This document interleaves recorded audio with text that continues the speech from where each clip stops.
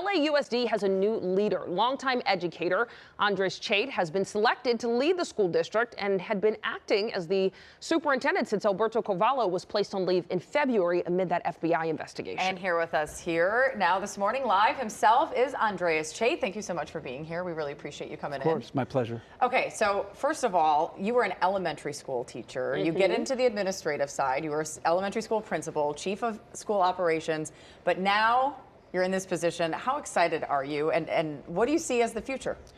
Very excited for the opportunity. As someone who considers myself the proverbial lifer with LAUSD, I see it as an opportunity, of course, to really continue the amazing work that we've been doing over the past few years.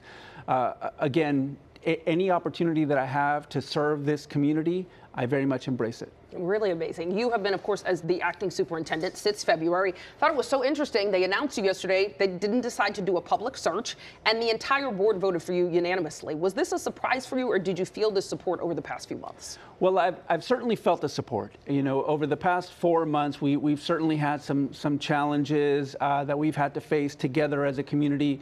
And I said this yesterday in my remarks. All throughout, I literally could feel folks rooting for us, not just for me, because there is no just me, but rooting for us to succeed. So I very much appreciate, obviously, the board's faith in me and the ongoing support. Absolutely. Well, that's okay. Excitement is going to probably wane very quickly because you've got a big job to do. There's some big tasks ahead of you. You've got budget issues, labor negotiations potentially happening, and immigration concerns. That was one of the things with former Superintendent Alberto Carvalho. People actually didn't believe that this FBI investigation was potentially what it was because he had kind of rallied everybody around when it came to those immigration issues. This week, a $20 billion spending plan was approved that could include layoffs and the district needing to dip into reserves. How are you going to tackle all of these issues and do it in 30 seconds? Right. Well, it'll certainly take a bit more than 30 seconds, but again, we have to maintain the focus on the schoolhouse. For our students, for our families, it's always about the opportunities in the classroom that lead eventually to outcomes in terms of career, college, and so on. We have to stay there. Now, it's obviously much easier said than done because there are so many challenges. There are budget challenges, there are continuing challenges around immigration enforcement.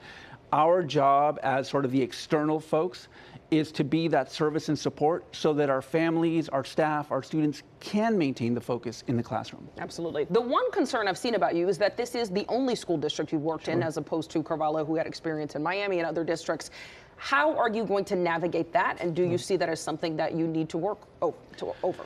So one thing that I've always kind of taken as a point of pride is that even though, yes, I have been with the district for almost 30 years, I've never hesitated to ask tough questions internally. I've never hesitated to push on folks and say, just because we've always done it that way doesn't mean we should continue to do it that way. So I think that kind of sets me up for obviously continuing that sort of questioning, but obviously now from a leadership stance. Well, there have been in the past these huge national searches that have taken place. Right. So I think some people, this is the second largest district in the country, some people surprised that didn't happen. Are you surprised?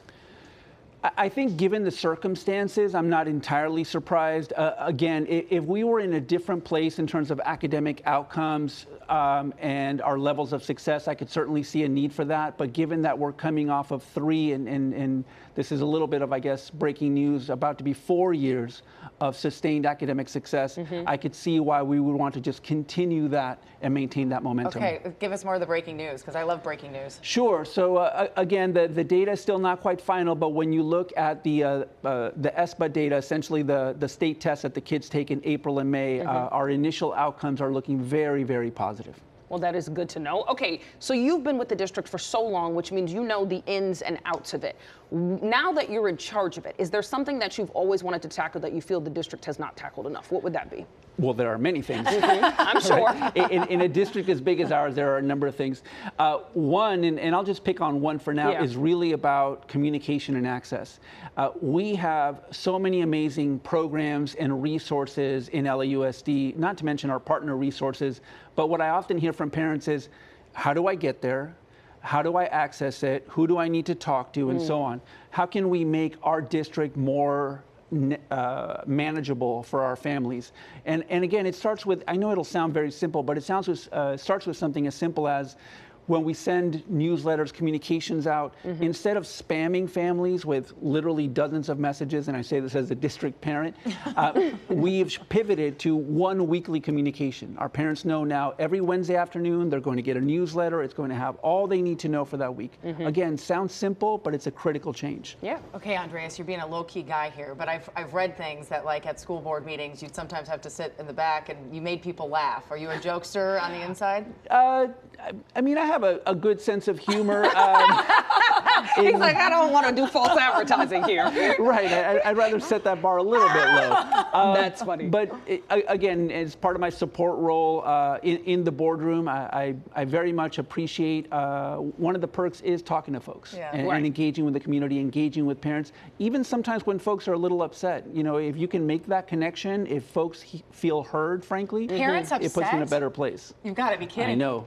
It happens rarely, but it does. Yes. Well, listen, congratulations. Thank you for being with us and open to this conversation. And we look forward to speaking with you again in the future. Yeah, we really appreciate you so much. Being here. Thank Appreciate you having me. Andrés, thank you.